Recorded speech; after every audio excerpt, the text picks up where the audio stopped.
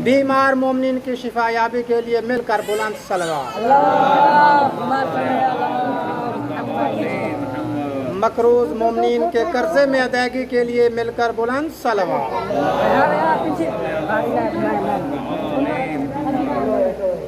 परेशान हाल मोमिन की परेशानियों की दूरी के लिए मिलकर बुलंद सलवात।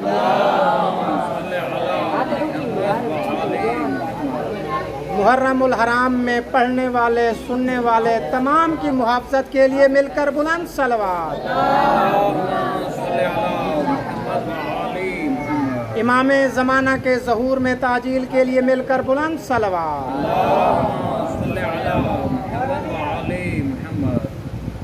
करबला एक दर्सगाह है।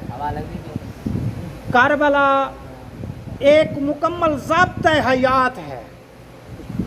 अगर कोई करबला को समझ गया तो वो दुनिया और आखिरत में कामयाब हो गया।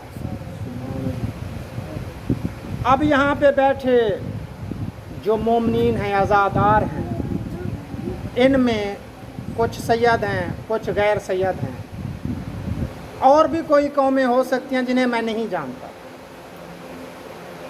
बहुत सारे लोग यहाँ पे बैठे हैं। बाहर उनकी पहचान अलग थी, यहाँ मजलिस हुसैन में सब के सब हुसैनी, बेशक, सुभान अल्लाह, सब के सब करबलाई हैं। इमाम हुसैन अलैहिस्सलाम सिर्फ मुसलमानों के, शियों के इमाम नहीं, इंसानियत के इमाम हैं। बेशक, सुभान अल्लाह। हिंदू कहते हैं कि माँ बहन की पहचान देने वाले हुसैन के हम ममनून हैं, हम शुक्रगुजार हैं, शुक्रिया अदा करते हैं मौला हुसैन अलैहिस्सलाम के। गैर मुस्लिम ये तो मुसलमान थे कि जिन्होंने पहचाना नहीं मौला हुसैन को। कुछ बदतमीज बेवकूफ़ किस्म के लोग कहते हैं कि ये शहजादों की जंग थी, सियासी जंग थी, हुकूमत के लिए जंग थी करबला की। दोनों शहजादे थे। माज़अल्लाह यजीद को भी शहजादा कहते हैं, यानी इमाम हुसैन अलैहिस्सलाम और यजीद को आपस में बराबरी का रुतबा देने के लिए ऐसी बकवासात करते रहते हैं। असल में इन्होंने मौला हुसैन की ज़ात पर हमला नहीं किया, इन्होंने रसूल खुदा की ज़ात पर हमला किया है। साबित करता हूँ कि कैसे रसूल खुदा की ज़ात पर हमला किया है। रसूल खुदा ने बहुत सी जगहों पर, बहुत से मौक़ों पर फरमाया कि हुसैन मिन्नी वाना मिनल हुसैन, सुभान अल्लाह, हुसैन मुझसे, मैं हुसैन से। तो जो कहते हैं कि ये सियासी या हुकूमत की जंग थी और मौला हुसैन पर और इनकी ज़ात पर, ज़ात अतहर पर हमला करते हैं, तो ऐसे लोग रसूल खुदा पर हमला करते हैं। क्योंकि उन्होंने रसूल खुदा का रुतबा पहचाना होता तो मौला हुसैन का रुतबे का पता चलता। जब उन्होंने मौला कायनात रसूल खुदा का रुतबा नहीं पहचाना तो इमाम हुसैन का रुतबा कहाँ से समझ आता। सिर्फ 5 मिनट रुक जाएं, 10 मिनट बैठ जाएं। रसूल खुदा को पहचान लेते तो अली उल मुर्तज़ा समझ में आते, अली उल मुर्तज़ा समझ में आते तो मौला हसन और हुसैन समझ में आते। सुभान अल्लाह, सुभान अल्लाह। रसूल खुदा को ही नहीं समझा। ये जो लोग हम पर अटैक करते हैं, हम पर एतराज़ करते हैं, ये जो शिया 1400 साल से आज़ादारी मजाले से आज़ाद जलूस निकालते हैं और कोई काम क्यों नहीं करते, मैं साबित करना चाहता हूँ और सबूत के साथ बताता हूँ कि ये हमसे एतराज़ क्यों करते हैं। क्योंकि ये कुरान को नहीं मानते, रसूल खुदा के फरमान को नहीं मानते। कैसे भला कि अगर ये कुरान को मानते तो अल्लाह ताला ने जब रसूल खुदा से फरमाया कि ए रसूल, ये जो आपसे कहते हैं ना, सवाल करते हैं कि आपने हमारे लिए बहुत कुछ किया है, इस्लाम हमारे लिए दीन पसंद फरमाया है, हमारे लिए जन्नत मुंतखब की है, तो हमसे कुछ लें, हमसे इसका अजर लें, हमसे इसकी मजदूरी लें, आपने बड़ी मेहनत की है। तो रसूल खुदा हर दफ़ा उन्हें वापस भेज देते थे कि मुझे कुछ नहीं चाहिए, मैंने अल्लाह की खातिर किया है सब कुछ। तो यहाँ कुरान में अल्लाह ने फरमाया कि नहीं रसूल, जब आपसे ये सवाल करने के लिए आए ना कि हमसे कुछ मांगें, हमसे कुछ अजर मांगें, तो आप उनसे कहना کہ میں تم لوگوں سے کچھ نہیں مانگتا سوائے میری اہل بیت کی مودت کے. سبحان اللہ سبحان اللہ. میری اہل بیت سے مودت کرنا. سبحان اللہ. تو اگر انہوں نے قرآن کو مانا ہوتا, رسول خدا کے فرمان کو مانا ہوتا, تو ہم پر اعتراض کرنے کی بجائے کہ مولا حسین اور اس کے اہل و عیال کا غم کیوں مناتے ہو, کربلا کو کیوں یاد کرتے ہو, 10 محرم کو, محرم کے مہینے کو کیوں یاد کرتے ہو, یہ سوال نہ کرتے بلکہ ہمارے ساتھ خود آ کے عزاداری کرتے. یہ اس آیت کے انکاری ہیں, رسول خدا کے فرمان کے انکاری ہیں, اس وجہ سے ہم پر اعتراض کرتے.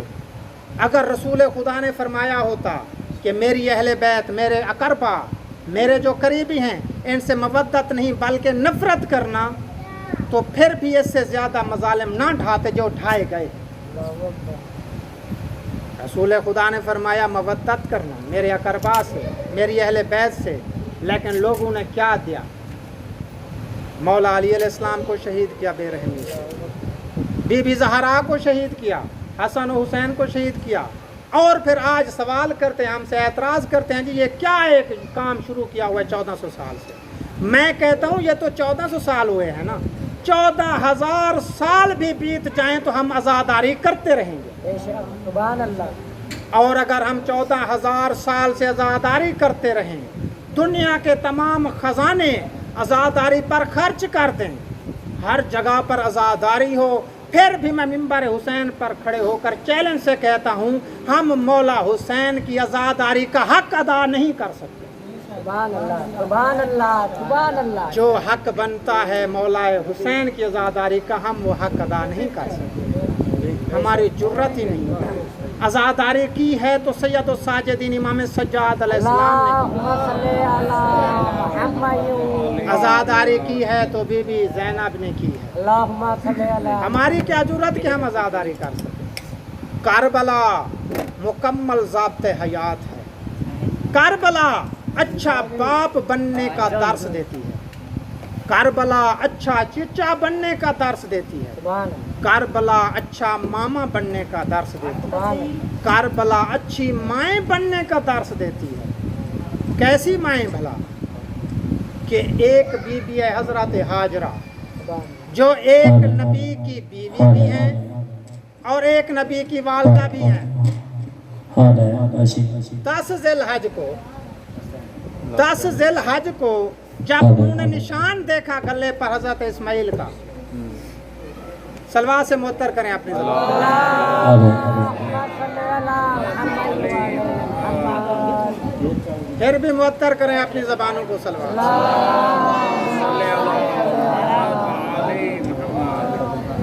نعرہ تکبیر, نعرہ رسالت, نعرہ حیدری, آواز سلوات. کربلا درس دیتی ہے اچھی مائیں بننے کا.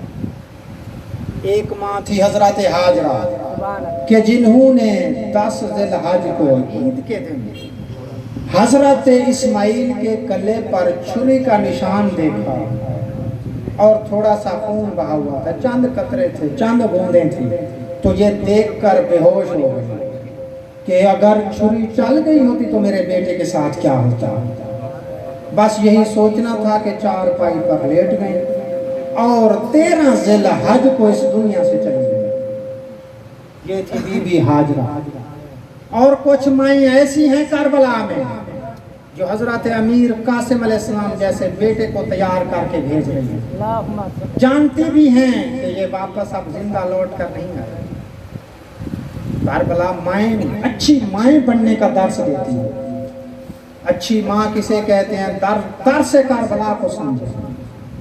اور کوئی ماں ہے کہ 6 ماہ کے شیر خان حضرت علی اصغر علیہ السلام کو ایسے نہیں بھیج رہی بلکہ فوجی بنا کے بھیج رہی ہے کہ کہیں یزیدی یہ نہ سوچیں کہ یہ جو مولا حسین بچے کو لائے ہیں شاید اس کی ماں کی مرضی کے بغیر لائے ہوں گے. تو ماں فوجی بنا کے بھیجتی ہے. ایسی مائیں ہے کربلا. کربلا اچھی بہن بننے کا درس دیتی ہے. سکینہ جیسی بہن ہے بھائی علی اصغر ہے, سکینہ جیسی بہن ہے بھائی علی اکبر ہے, بی بی زینب جیسی بہن ہے، بھائی مولا حسین ہے، سبحان اللہ ایک دوسرے پر قربان ہو جاتے ہیں۔ ایسی ہے کربلا۔ کربلا کو کوئی سمجھ لے تو دنیا اور آخرت میں کامیاب ہو۔ بے شک سبحان اللہ جنگ صفین مولا متقیان اور خنزیر شام کے درمیان ہوئی، اور یہ جنگ تقریباً 6 سے 8 ماہ تک جاری رہی، اتنی لمبی جنگ۔ اور اس میں جو فوج تھی، جو سپاہی تھے دونوں اطراف سے 1.25 لاکھ کے قریب تھے۔ جنگ مولا متقیان جیت چکے، تو اتنی بڑی جنگ ہوئی، اس کے بعد بھی اور جنگیں ہوئی۔ کربلا کی جنگ ایسی جنگ ہے کہ صرف 72 شہداء تھے مولا حسین کے ساتھ، انہوں نے باطل کے منہ پر ایسا تماچا کس کر مارا کہ قیامت تک باطل کھل کر سامنے نہ آیا لڑنے کے۔ یہ اور بات ہے کہ چھپ کر حملے کرتے ہیں چوہوں کی طرح، پھر اپنی اپنی بلوں میں چھپ جاتے ہیں، چوہوں کی طرح ڈرپوک ہیں، حملہ کر کے چھپ جاتے ہیں۔ مولا حسین وہ ہستی ہیں کہ کربلا کے میدان میں صرف 72 شہداء نے مل کر باطل کے منہ پر ایسا تماچا مارا کہ باطل کی ہمت نہ ہوئی کہ آج تک کھل کر میدان میں سامنے آئے۔ سبحان اللہ سبحان اللہ یہ ہے کربلا۔ کربلا جسے سمجھ آ گئی، اس کی دنیا اور آخرت سمر گئی۔ لوگ ہم پر اعتراض کرتے ہیں کہ کیوں کربلا کو یاد کرتے ہیں؟ اس لیے یہ اعتراض کرتے ہیں کہ انہوں نے کربلا نہیں سمجھی۔ کربلا اس لیے نہیں سمجھی کیونکہ انہوں نے مولا علی علیہ السلام کو نہ سنا۔